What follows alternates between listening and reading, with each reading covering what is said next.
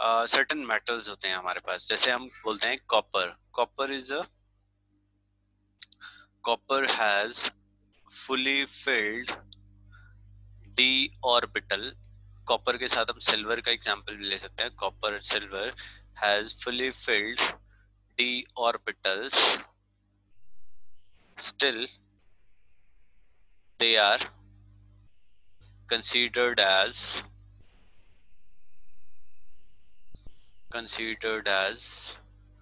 transition element. Why?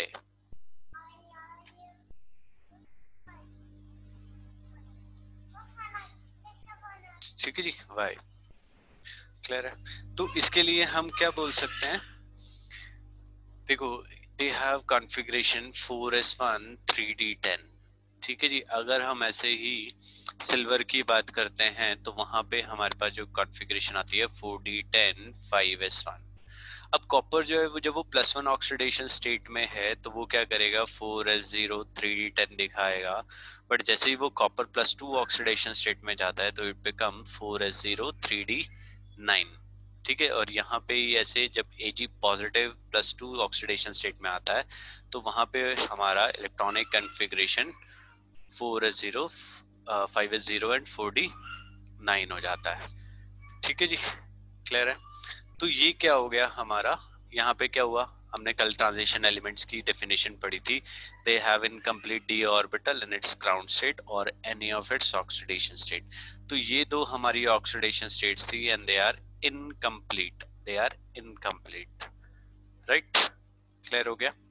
तो ये आ जाएंगे हमारी, these are known as transition metals. Clear हो गया. अब यहाँ पे एक क्वेश्चन आता है, name a transition metal, name a transition metal या element which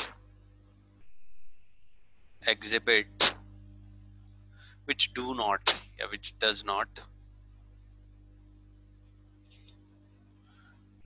not exhibit variable oxidation state.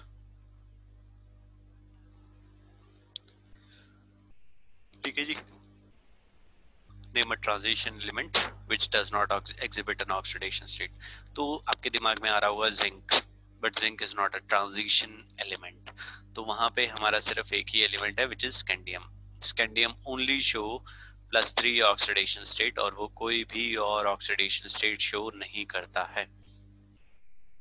Clear हो गया. अब एक और क्वेश्चन है हमारे पास, which of the 3D series of the transition metal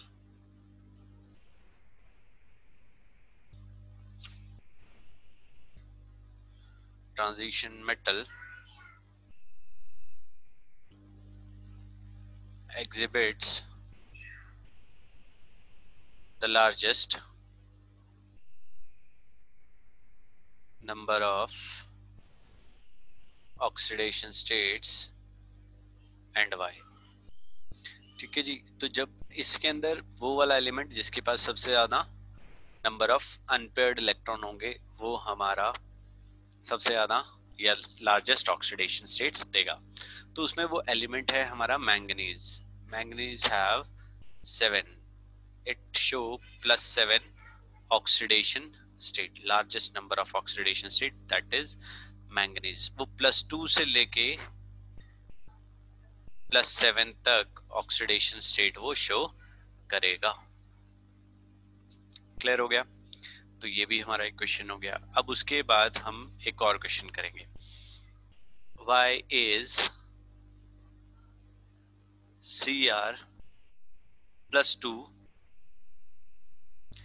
reducing, बहुत इंपॉर्टेंट क्वेश्चन है, and Mn+3 oxidizing when both have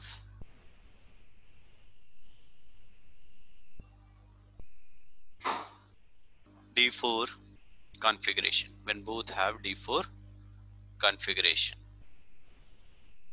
Right, clear हो गया. So this is it. अब हम यहाँ पे देखते हैं कितना आएगा। Why is Cr+2 reducing and Mn+3 oxidizing when both have D4 configuration? इसको हम देखते हैं। तो इसका आंसर देखते हैं।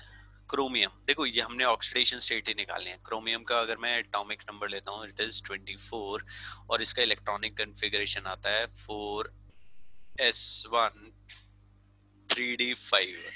अगर मैं Cr+2 लेता हूँ तो Cr+2 हो जाता है 4s0 3d4। ठीक है जी।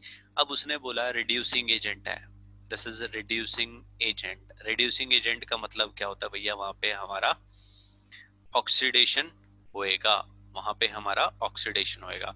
और ऑक्सीडेशन का मतलब होता है हमारा लॉस ऑफ इलेक्ट्रॉन।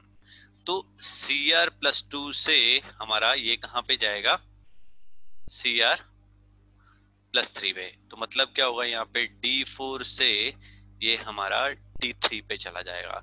अब ये D3 का मतलब क्या है, T2G लेवल हमने कोऑर्डिनेशन में किया था। T2G level is exactly half filled. ठीक है जी, T2G लेवल जो है वो हमारा एग्जैक्टली हाफ फिल्ड हो जाता है। ठीक है जी। तो एग्जैक्टली हाफ फिल्ड हो गया तो मतलब स्टेबल हो गया, क्योंकि जब भी हमारे एग्जैक्टली हाफ फिल्ड होंगे तो वो स्टेबल हो जाएंगे। तो इसी वजह से ये स्टेबिलिटी की तरफ मूव करता है। तो मतलब Cr+3 oxidation state is more stable as compare to +2 state. और ऐसे ही हमें मैंगनीज का दिया। अब मैंगनीज का एटॉमिक नंबर जो है दैट इज 25, इलेक्ट्रॉनिक कन्फिग्रेशन हो जाती है 4s2 3d5। तो Mn+3 की अगर हम बात करें तो यहाँ पे हमारा बन जाता है 4s0 3d4, राइट। और उसने बोला कि it act as an oxidising agent, और जहां पे ऑक्सीडाइजिंग एजेंट होगा तो वहां पे हमारा बनेगा रिडक्शन, वहां पे होएगा भैया हमारा रिडक्शन। तो यहाँ पे क्या होगा, अब D4 से ये D5 पे जाएगा, मतलब Mn+3 से हमारा एक इलेक्ट्रॉन गेन करके Mn+2 में चला जाएगा। ठीक है जी। और यहाँ पे क्या होगा, जैसे ही उसने एक इलेक्ट्रॉन गेन कर लिया तो इलेक्ट्रॉनिक कन्फिग्रेशन होगी हमारी क्या, D5। और यहाँ पे क्या हुआ, जो d ऑर्बिटल था, ठीक है, वो क्या हो जाएगा हमारा exactly half filled, exactly half filled, और वो स्टेबल हो जाएगा एंड इट अटेन्स स्टेबिलिटी। तो इसी वजह से हमारा Cr+2 रिड्यूसिंग एजेंट है और Mn+3 हमारा ऑक्सीडाइजिंग एजेंट है। तो they have D4, both have D4 configuration, right. तो ये क्वेश्चन हो गया। इसके बाद एक और क्वेश्चन है, the E0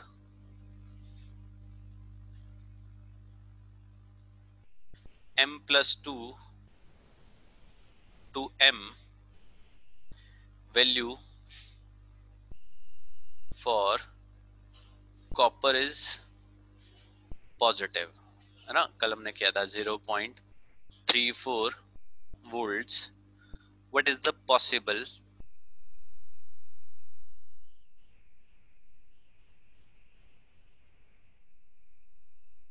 the possible reason for this?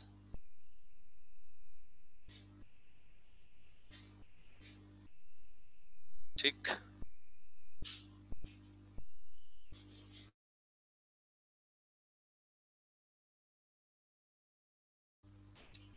what is the possible reason for this? ठीक है जी। तो देखो कल हमने यहाँ पे बात किया था, अभी जो E0 वैल्यू है हमारी किस चीज के ऊपर डिपेंड कर रही थी, देखते हैं हम पीछे।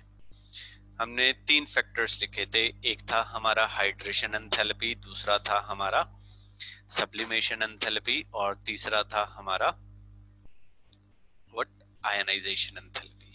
तो फर्स्ट की हम बात करते हैं। जब मुझे मेटल सॉलिड को मेटल गैशियस में लेके आना था, तो यहाँ पे हमारी एंथैल्पी ऑफ सब्लिमेशन लगने वाली थी, तो नॉर्मल सी एक एनर्जी हमारी यूज आएगी। जब हमने मेटल गैशियस से M प्लस गैशियस बनाया, तो वहां पे भी क्या हुआ, हमारी नॉर्मल सी एनर्जी लगेगी। बट जब हमने M प्लस गैशियस से यहाँ पे इसमें एनर्जी लेके आए डेल्टा आई H2 बनाने में, तो हमारी बहुत सारी एनर्जी यूज हो यूज हो गई। ठीक है जी। तो और उसके बाद क्या हुआ, जो M+2 गैशियस था, उसके बाद जब हमने यहाँ पे हाइड्रेशन एंथैल्पी दी, तो वो भी बहुत ज्यादा एनर्जी रिलीज करेगा। M+2 aqueous. क्लियर हो गया। तो इसका रीजन क्या आया हमारा, देखो ये हमारी एंडोथर्मिक, ये एंडोथर्मिक, ये endothermic, and this is the exothermic. तो रीजन बीइंग यहाँ पे जो हमने सारा निकाल के आया, जो कॉपर का पॉजिटिव स्टैंडर्ड रिडक्शन पोटेंशियल है, that is responsible for its high enthalpy of atomization, high enthalpy of atomization and low hydration enthalpy. So these are the two reason जिनकी वजह से, ये हमने लास्ट क्लास में भी डिस्कस किया था कि क्यों इनकी वेरिएशंस दिखा रहे थे इनके स्टैंडर्ड ऑक्सीडेशन या स्टैंडर्ड रिडक्शन पोटेंशियल की वैल्यूज में। क्लियर हो गया जी। It all depends on their ionization enthalpies and hydration enthalpies, राइट। तो ये भी हमारे क्वेश्चन हो गए हैं। अब इसके बाद हम आगे कंटिन्यू करेंगे with the low reactivity. Just a minute, hold on for a minute. Just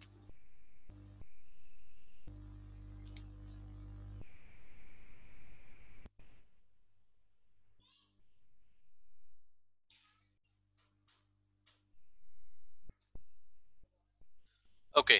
चलो एक कुछ देखो, यहाँ पे हमने लिखा कि E naught value of copper is positive. ठीक है जी। ये वही ऊपर वाला क्वेश्चन, कॉपर+2 था, कॉपर प्लस से हमने कॉपर पे गए, is equal to 0.34 volts because of its high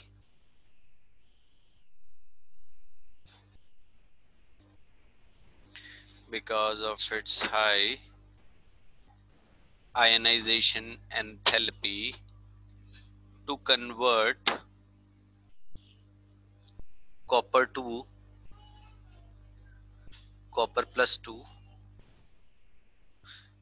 aqueous ion, ठीक है जी, is not balanced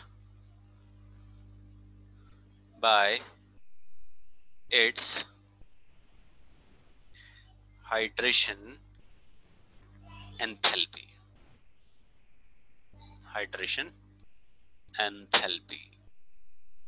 क्लियर हो गया।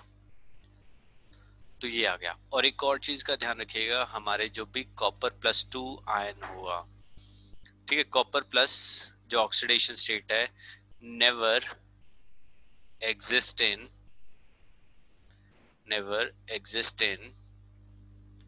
Aqueous state. जब भी हमारा कॉपर होगा एक्वस स्टेट में, तो वो हमेशा कौन सी स्टेट में होएगा, copper+2 ऑक्सीडेशन स्टेट में एग्जिस्ट करेगा। और जब भी वो सॉलिड स्टेट में होएगा, प्योर सॉलिड में, वहां पे वाटर का दूर दूर तक कोई निशान नहीं है, तो कॉपर पॉजिटिव हमारा एग्जिस्ट करेगा। बट जैसे ही वो एक्वस स्टेट में जाएगा, तो copper+2 में कन्वर्ट हो जाता है। ठीक है जी। क्यों? क्योंकि कॉपर पॉजिटिव का जैसे ही मैंने वाटर के साथ रिएक्शन किया तो वो इतनी सारी एनर्जी रिलीज करता है, इतनी हाई एनर्जी रिलीज करता है कि वो कॉपर +2 में कन्वर्ट हो जाता है। मतलब इतनी सारी हाइड्रेशन एंथैल्पी रिलीज करता है कि वो ओवरकम कर जाती है हमारी सेकेंड आयनाइजेशन एंथैल्पी को। Hydration enthalpy is much greater than its second ionisation enthalpy. ठीक है जी, तो ये आ गया हमारा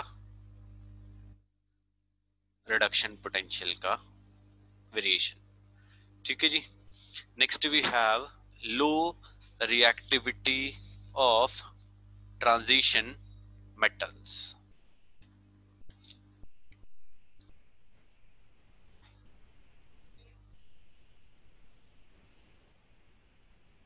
लो रिएक्टिविटी ऑफ ट्रांजिशन metals।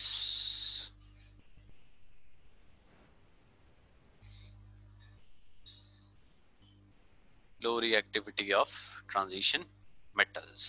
देखो, transition metals are less reactive as compared to s block elements।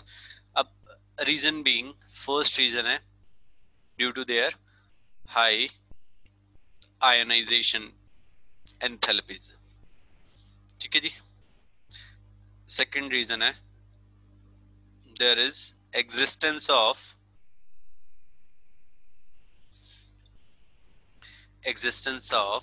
metallic bonding in the atoms which gave rise to higher enthalpy of sublimation।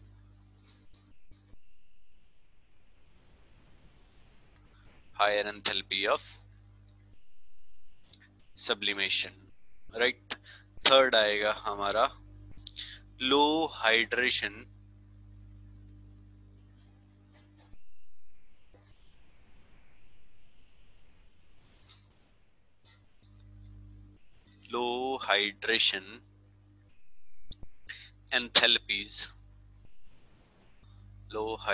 enthalpies of metal ions। ठीक है जी, these are the three reason जिनकी वजह से हमारे जो transition metals है they have low reactivity।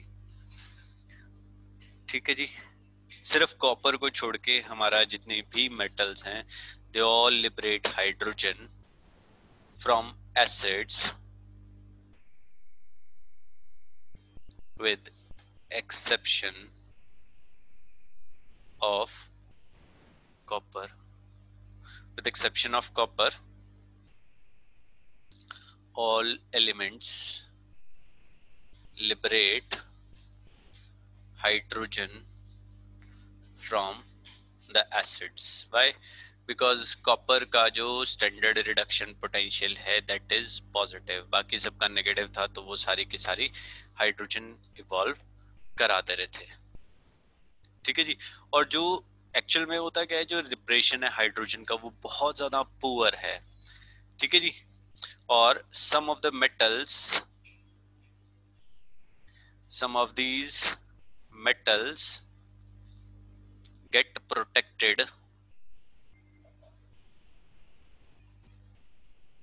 due to the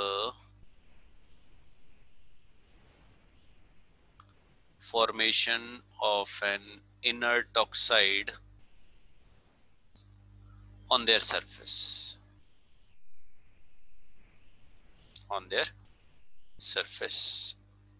clear हो गया? जैसे क्रोमियम है, उसका नेगेटिव पोटेंशियल है, बट वो क्या करता है, खुद को प्रोटेक्ट कर लेता है जब भी किसी एसिड के साथ रिएक्शन करेगा। ठीक है जी, उसका खुद का ऑक्साइड बन जाता है Cr2O3 और वो उसे प्रोटेक्ट करता है फॉर फर्दर ऑक्सीडेशन। क्लियर हो गया? These are the reasons for low reactivity of transition metals.